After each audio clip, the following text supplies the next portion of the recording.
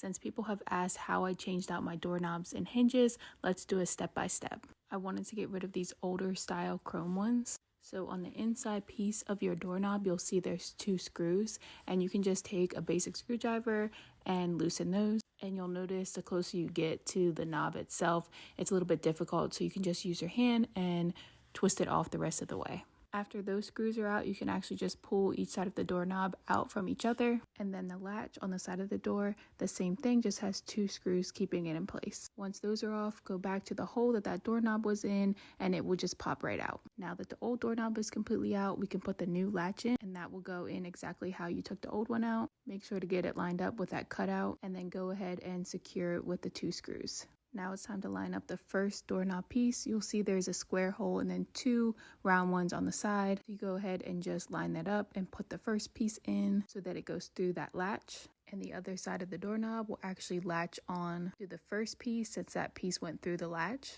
You may have to play with it a little bit, but then once you get it lined up, now you can put the screws in. This screw was a lot easier to get in, but the other one I had to pull the handle down to be able to see the hole, and then continue holding it while I put the screw in.